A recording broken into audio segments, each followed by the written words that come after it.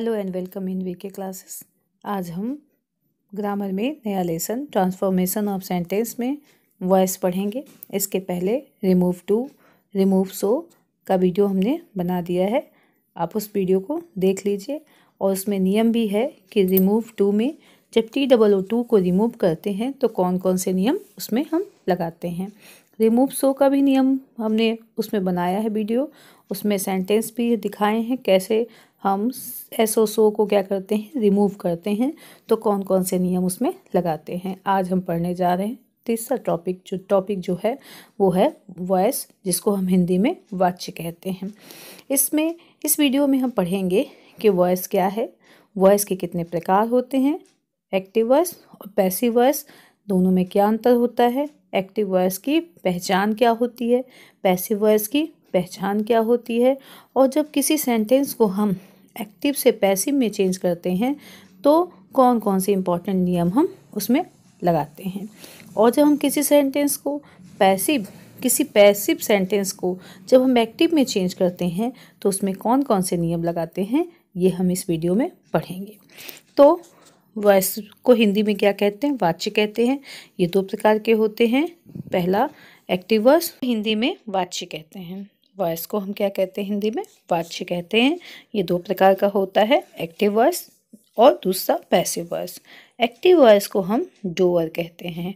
Doer मतलब काम करने वाला, डू से बना है डूअर, इसका मतलब होता है जिसमें काम होता है। एक्टिव वॉइस में आप एक्टिव शब्द को अक्सर अपने डेली लाइफ में यूज़ करते हो कि आप बड़े एक्टिव हो। एक्टिव हो मतलब आप क्रियाशील हो, इसका मतलब आप काम कर रहे हो। तो एक्टिव वॉइस का मतलब होता है काम, जिसमें काम होता है, इसको डूअर भी कहते हैं। और दूसरा पैसिव वॉइस, पैसिव वॉइस को रिसीवर कहते हैं। इसको रिसीवर क्यों कहा जाता है, क्योंकि एक्टिव वॉइस जो काम करता है, पैसिव वॉइस क्या करता है, उसको रिसीव करता है। जैसे आपने कहा कि आई राइट अ लेटर, मैं पत्र लिखता हूँ, तो मैं पत्र लिखता हूँ इसमें काम हो रहा है। लेकिन जब आपने कहा a letter is written by me, इसका मतलब हुआ कि लेटर मेरे द्वारा लिखा गया। तो पैसिव वॉइस में क्या होता है, मेरे द्वारा ये काम किया गया, ये बताया जाता है। और एक्टिव वॉइस में क्या होता है कि मैं काम करता हूँ, मैं लेटर लिखता हूँ, ऐसा इसमें शब्द आते हैं। तो अब हम एक्टिव और पैसिव के विषय में पढ़ेंगे कि एक्टिव वॉइस क्या होता है, इसकी पहचान क्या होती है। एक्टिव वॉइस को डूअर कहते हैं। डूअर मतलब इसमें काम होता है और इसमें सब्जेक्ट मेन होता है। सब्जेक्ट मतलब I, we, you, he, she, it या किसी का नाम, जैसे श्याम है, गीता है, ये नाम क्या होते हैं, वाक्य में सबसे पहले लिखे होते हैं। तो सब्जेक्ट क्या होता है, इसमें मेन होता है, बाई का प्रयोग नहीं होता। अभी मैंने बाई का मतलब हिंदी में द्वारा होता है। अभी मैंने आपसे कहा था ना, I write a letter, I write a letter क्या है, एक्टिव वॉइस है। और एक्टिव वॉइस में क्या होता, बाई नहीं होता है। और इसको दूसरे नाम किस नाम से जानते हैं, इसको डूअर भी कहते हैं। मतलब इसमें क्योंकि इसमें काम होता है और इसमें सब्जेक्ट मेन होता है। सब्जेक्ट आप समझ गए, I, we, you, he, she, it, they और किसी का नाम वाक्य में सबसे पहले लिखा होता है। इसमें बाई का प्रयोग नहीं किया जाता। Now see the sentence. अब हम वाक्य को देखेंगे और हम समझेंगे कि एक्टिव वॉइस क्या होता है। इस सेंटेंस में यहाँ पे लिखा हुआ है I write a letter. I write a letter में आई क्या है, सब्जेक्ट है, और राइट क्या है, वर्ब है, और अ लेटर क्या है, ऑब्जेक्ट। तो सबसे पहले सब्जेक्ट आता है, फिर सहायक क्रिया इसमें लिखी नहीं है, ये सहायक क्रिया आती है, फिर क्रिया आता है और उसके बाद आता है ऑब्जेक्ट। ये एक्टिव वॉइस का चार्ट होता है। एक्टिव वॉइस में क्या होता है, सबसे पहले सब्जेक्ट लिखा होता है, उसके बाद हेल्पिंग वर्ब होता है, उसके बाद वर्ब होता है, उसके बाद ऑब्जेक्ट होता है। लेकिन उसके बाद वर्ब होता है। लेकिन जब हम पैसिव वॉइस की बात करते हैं तो पैसिव वॉइस को हम क्या कहते हैं, एक्टिव वॉइस को हम डूअर कहते हैं, इसमें काम होता है। लेकिन जब हम पैसिव वॉइस का दूसरा नाम क्या होता है, रिसीवर होता है। क्यों, क्योंकि इसमें काम को क्या किया जाता है, रिसीव किया जाता है। इसमें कहा जाता है कि मेरे द्वारा ये काम हुआ।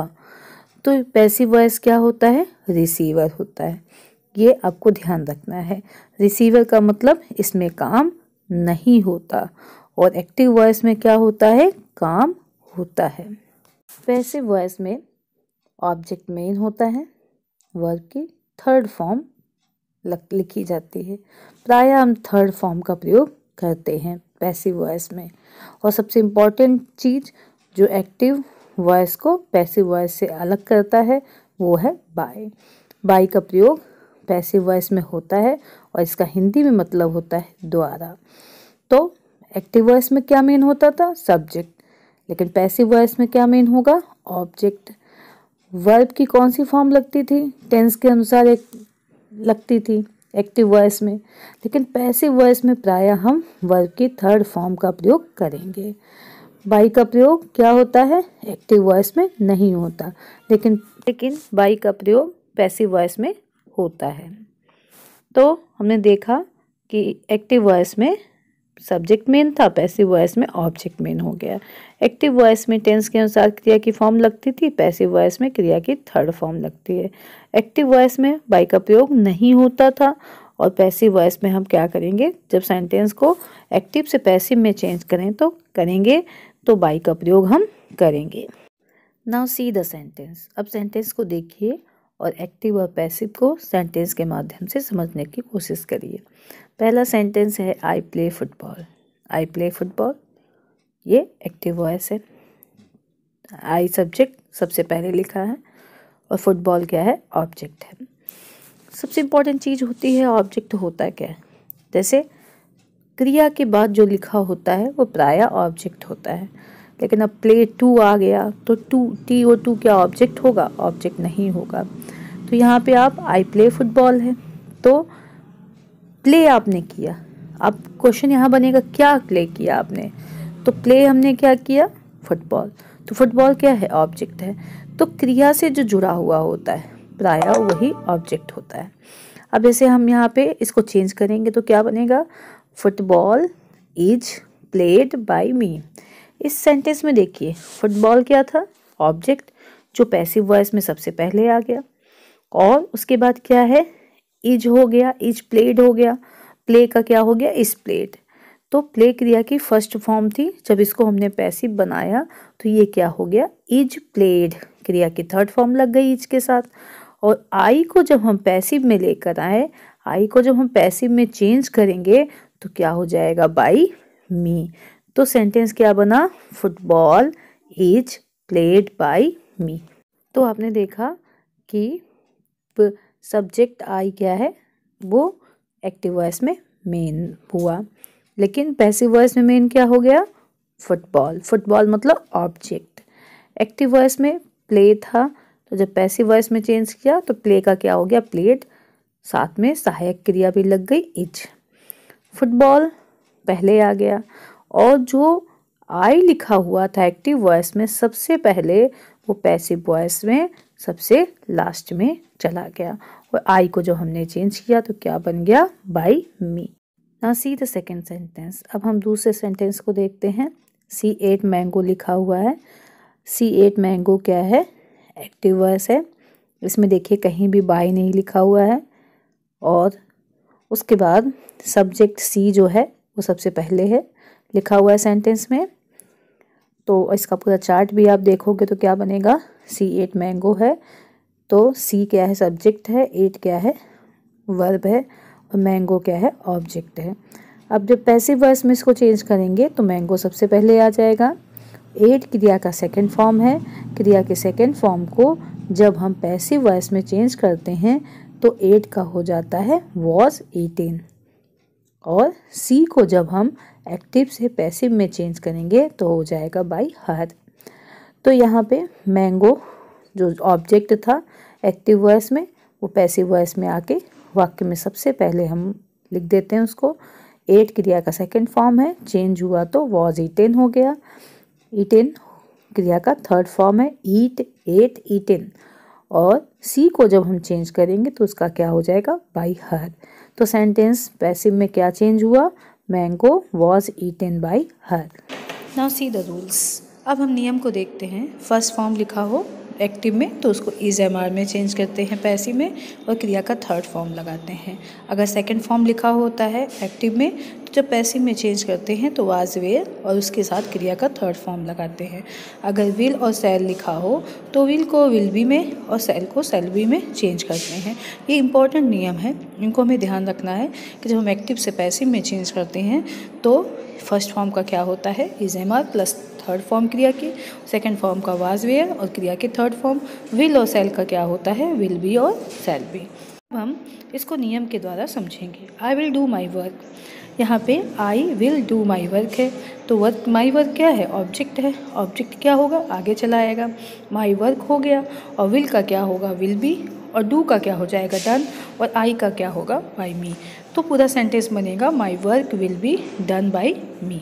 तो आपने देखा कि क्या होता है ऑब्जेक्ट को पैसिव वॉइस में सबसे पहले लिखते हैं और जो सब्जेक्ट लिखा होता है उसमें बाई लगाकर उसको सबसे लास्ट में लिखा जाता है और जो सहायक क्रिया विल थी उसको विल भी लिख दिया और डू का डन हो गया।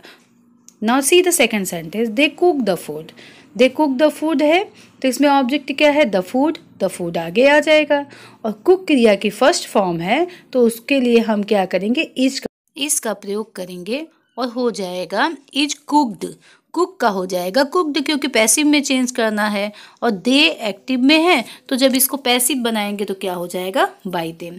तो सेंटेंस क्या बना the food is cooked bye them. The food object है सबसे पहले आ गया और दे था तो क्या हो गया बाय देम। ना सी दूसरा सेंटेंस हम देखते हैं दे कुक्ड द फूड, वहाँ कुक था वो क्रिया का फर्स्ट फॉर्म था, ये कुक्ड लिखा हुआ है क्रिया का सेकंड फॉर्म, इसमें भी द फूड आगे आएगा और फिर हो जाएगा वॉज, फिर हो जाएगा उसके बाद कुक्ड, फिर हो गया बाय देम। सेंटेंस चेंज होकर बना the food was cooked bye them. आपको ये ध्यान रखना है कि पैसिव में ऑब्जेक्ट सबसे पहले आता है। ऑब्जेक्ट क्या है जिसमें निकले क्या, जैसे यहाँ पे लिखा दे कुक्ड उन्होंने बनाया, क्या बनाया द फूड भोजन बनाया, तो फूड क्या है यहाँ पे ऑब्जेक्ट है। फिर आगे आप देखिए इज एम आर हो तो किस में चेंज करते हैं is being am being are being, मतलब आपको बीइंग लगाना है। अगर वॉज वर हो तो किस में चेंज करते हैं वॉज बीइंग वर बीइंग होता है और विल बी और शैल बी लिखा हो तो विल बी और शैल बी को हम क्या करते हैं नो चेंज। विल बी अगर एक्टिव में है तो पैसिव में भी विल बी होगा, अगर शैल बी है तो अगर पैसिव में चेंज करेंगे तो शैल बी ही उसका होगा। सी द सेंटेंस आपको चेंज करना तो आ ही गया होगा, इसमें सी इज मेकिंग अ नॉइज लिखा है तो अ नॉइज क्या है ऑब्जेक्ट है, अ नॉइज पहले आ जाएगा और नॉइज के साथ अभी हमने बताया कि अगर एक्टिव में सेंटेंस में इज एम आर लिखा है तो उसको पैसिव बनाते समय B E I N G being भी लिखेंगे।